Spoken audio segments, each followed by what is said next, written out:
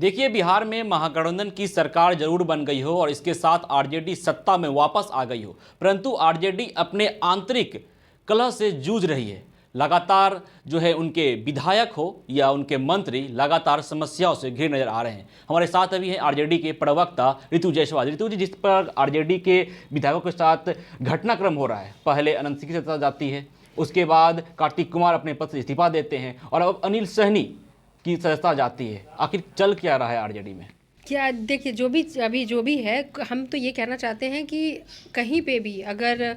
किसी को आप आरोप की बात कर रहे हैं कि उस पर वो आरोप सिद्ध हो गया हो या आरोपी हैं उसकी बात कर रहे हैं, अगर आप कहते हैं कि उस पर ये आरोप लगा, मान लीजिए कि आरोप लगाए गए, ठीक है, आरोप लगते हैं। आज कोई भी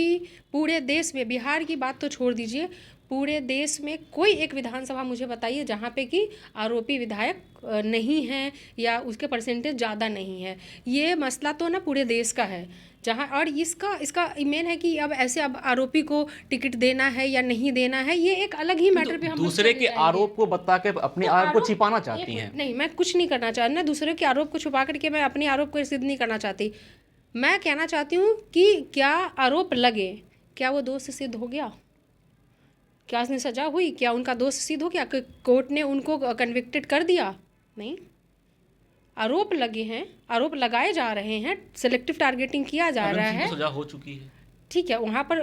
कई तरह की चीज़ें होती हैं। अब हम उस पर जाएंगे तो फिर एक अलग बात है कि अब वहाँ पर आर्म्स रखे गए या रखवाए गए या क्या हुआ, छापा दिया पड़ा वहाँ पे और वहाँ पर जो भी थे इलीगल हथियार मिले, ये सारा कुछ पुलिस का मैटर है, जांच का विषय है। और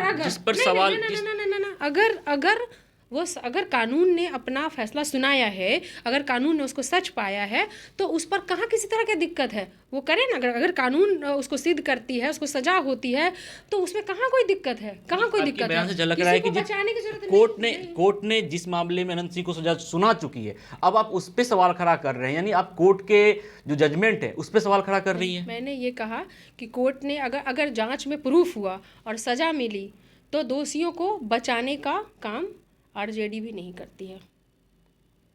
कार्तिक सिंह जिस प्रकार से उन पर मामला चल रहा है, पुराना मामला है, सरेंडर नहीं किए थे, उनके ऊपर वारंट जारी किया गया था, इसके बाद उन्हें मंत्री बना दिया गया। देखिए, आरोप सिद्ध नहीं हुआ है और आपको बता दूं कि जिस एफआईआर की अगर आप बात कर रहे हैं, जिसमें कि एक अपहरण का मामला था और उसमें बहुत बाद में जाकर के नाम जोड़ा गया, तो बहुत सारी चीज़ें होती हैं कि कोई चीज़ बाद में जोड़ा जाता है, उसके पीछे का क्या राजनीति होता है, क्या कारण होता है, वो किसी से छुपा नहीं है। फिर भी हम उस पर नहीं जाएंगे, हम फिर भी कहेंगे कि आरोप सिद्ध होता है। अगर किसी के ऊपर अगर आरोप लगे हैं वो सिद्ध होता है, कानून अपना काम करती है, कोर्ट अपना काम करती है, उससे हम अलग नहीं है। भाजपा लगातार आरजेडी पे जो है उंगली उठा रही है, कह रही है कि जो दागी लोग हैं, जो दागी किस्म के चेहरे हैं, उन्हें सरकार में मंत्री बनाया जा रहा है। सबसे पहले तो क्या नाम है उनका, हेमंत विश्व शर्मा जी, जो कि असम के मुख्यमंत्री हैं, जिन पर वाटर सप्लाई स्कैम पे के भ्रष्टाचार का आरोप बीजेपी ने बुकलेट जारी करके लगाया, ठीक है, और उसके बाद वो कांग्रेस छोड़ करके बीजेपी में शामिल होते हैं और आज असम से मुख्यमंत्री हैं, जिसके बारे में बात करते हुए कल, जब कुछ दिन पहले की बात है, जब अमित शाह जी से कुछ पत्रकारों ने पूछा तो उनकी जुबान लड़खड़ा गई, उनके पास शब्द नहीं मिल रहे थे अपनी सफाई के लिए। गृह राज्य मंत्री, उनके ऊपर इतने 11 गंभीर आरोप लगे हुए हैं, ठीक है, केंद्र के, तो उनकी तो वो अपने भी तो अपने उसमें झांक करके देखें कि उनके क्या। तो ये ऐसा नहीं है कि जो चीज़ें वहाँ पर भी हैं, लेकिन वहाँ पे क्या है, जैसे ही आप भाजपा में गए आप बच गए, आप वहाँ पर आप जैसे ही भाजपा में गए आप क्लीन हो गए, गंगा नहा लिए, आपको आपके ऊपर कोई अपराध, कोई पाप कुछ भी नहीं होगा। अगर आप कितने भी बड़े क्रिमिनल हैं, कितने भी बड़े अपराधी हैं, वो प्रूफ क्यों ना हो गया, कुछ भी क्यों नहीं होगा, आप भाजपा में आइए, आपके सारे पाप खत्म हो जाएंगे, सारे मामले खत्म हो जाएंगे। लेकिन उसी तरह दूसरी जगह आप विपक्ष में हैं तो आप पे मामले हो ना हो, आप पे फंसाए जाएंगे, आप पे रेड डाले जाएंगे, चाहे उस रेड के बाद आपको 2 लाख रुपये घर से मिले हिसाब के साथ, चाहे 2.5 लाख रुपये मिले। यही हुआ ना अभी जब यहाँ पर ईडी की रेड पड़ी लगातार, कितने पैसे मिले राज्यसभा सांसद फयाज जी के यहाँ से, कितने पैसे मिले एमएलसी सुनील सिंह जी के यहाँ से, ये सारे तो अब वो तो दिखा रहे हैं ना, अपनी सब कुछ अपना दिखा रहे हैं कि जिस तरीके से सिलेक्टिव टारगेटिंग कर करके वो छापे मरवा रहे, क्या मिल गया। लेकिन वहीं जहाँ पर खुद बीजेपी बुकलेट जारी करती है एक पर्टिकुलर व्यक्ति के स्कैम में, और आज जब बीजेपी में आकर के कांग्रेस छोड़कर बीजेपी में शामिल होते हैं और असम के मुख्यमंत्री बने हुए, गृह राज्य मंत्री बने हुए हैं, तो तब कुछ बात नहीं, क्योंकि आप भाजपा में आ गए, कोई बात नहीं, आप आ जाओ, सब क्लीन हो जाएगा। आखिर वजह क्या है? सारा मामला काफी पुराना है। आज जो अनिल सहनी की सदस्यता गई है वो मामला भी 2013 का है, और उसकी 2013 के मामले को अभी उजागर करना और अब सदस्यता जानी, अब सजा होना, आखिर वजह क्या है कि आरजेडी के विधायक को टारगेट किया जा रहा है?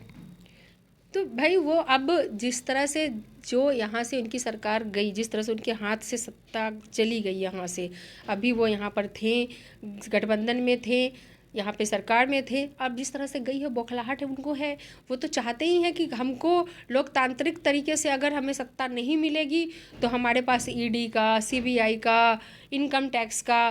हर तरीके, और नहीं है तो फिर अच्छा खासा पैसा देकर के, जिस तरीके से भय दिखा करके, तोड़ मरोड़ के,